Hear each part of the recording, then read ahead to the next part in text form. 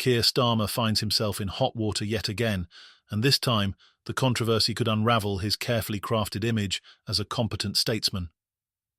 The Chagos Islands deal, a contentious agreement to hand over sovereignty of the Indian Ocean archipelago to Mauritius, has hit a major roadblock. Mauritius's newly elected government has outright rejected the terms agreed upon in October, throwing the entire agreement into jeopardy and leaving Starmer scrambling to explain his party's position. Critics argue the deal has been mishandled from the start. Downing Street remains adamant that the agreement is still on track, but Labour insiders admit the optics of this debacle could be disastrous. Enter Nigel Farage, never one to miss an opportunity to twist the knife. The Reform UK leader has unleashed a scathing critique of the UK's diplomacy and Labour's role in the unfolding drama. And guess what? We've got the clip. Here's Farage tearing into Britain's approach with his trademark unfiltered rhetoric. It's the subject that won't go away. It is the giving away of the sovereignty of the Chagos Islands to Mauritius. This came as an absolute bolt from the blue. Nobody expected it. The government say they have to do this because the International Criminal Court has said the islands ought to go to Mauritius. But Mauritius has never had sovereignty over the Chagos Islands at any point in history, and it was only an advisory ruling. So the arguments go back and forth. The government keeps telling us that the American administration are fully in favour of this deal because the 99-year lease on Diego Garcia, an essential military base, is something the Americans are happy with. 2 days ago, I was in a very full Mar-a-Lago. Let me tell you, every single American official I spoke to was deeply worried about this because just think about it. We had a 50-year deal with China over Hong Kong that they would maintain their democratic independence, and that's disappeared already.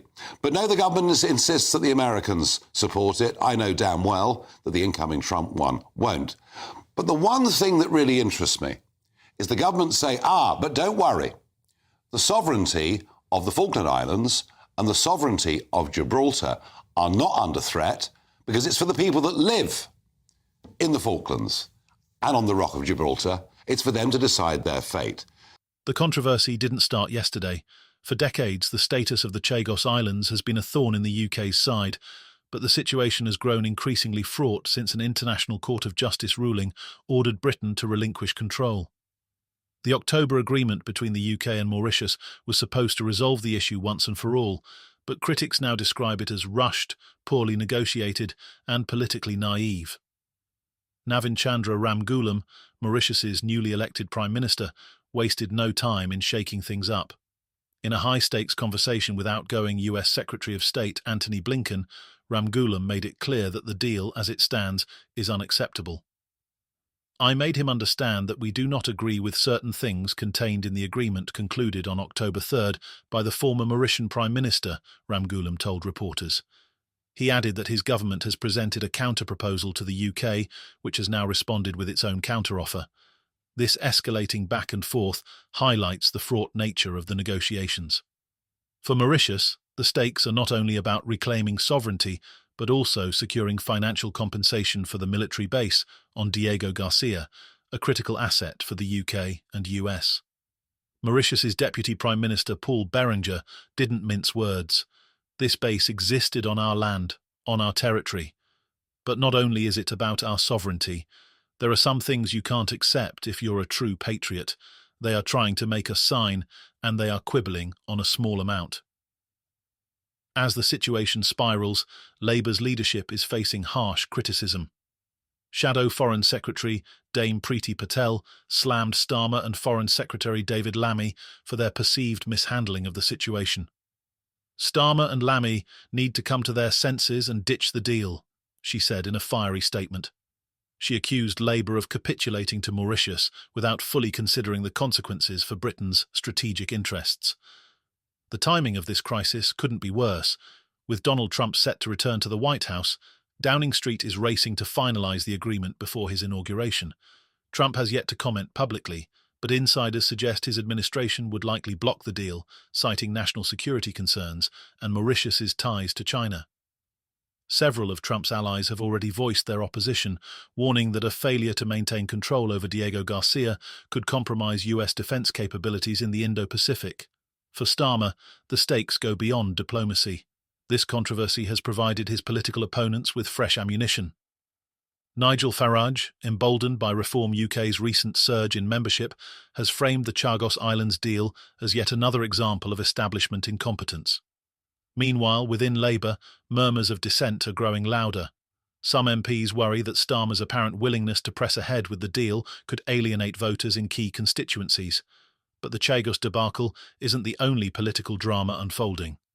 Reform UK's announcement that it has overtaken the Conservative Party in membership has sent shockwaves through Westminster.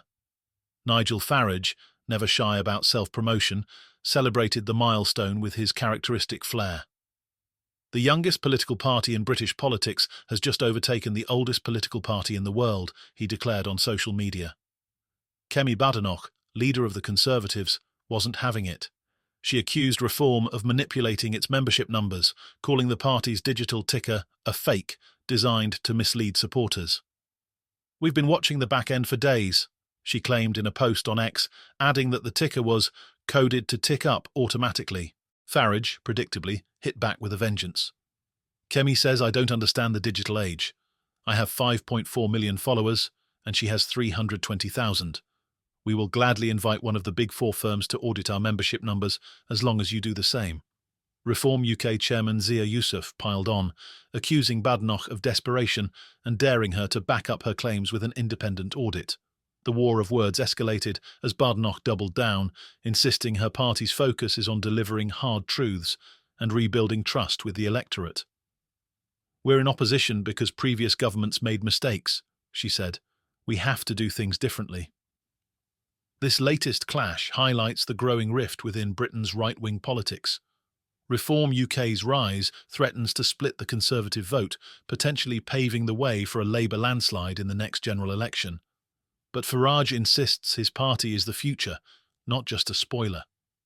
"Nigel Farage will be the next Prime Minister," declared Yusuf. "He will return Britain to greatness." Back on the Chagos front, the clock is ticking. With Trump's inauguration just weeks away, the UK government faces an uphill battle to salvage the deal. A spokesperson for Downing Street struck a defiant tone, stating, "We do not recognise these reports. The Mauritian Prime Minister has repeatedly been clear that he remains willing to conclude a deal.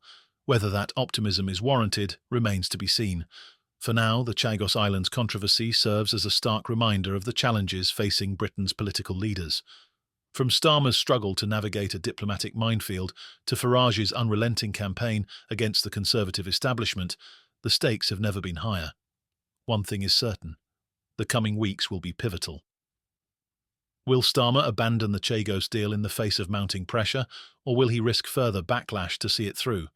And will Reform UK's surge in popularity prove to be a temporary blip or the start of a political revolution? Stay tuned. This is just the beginning.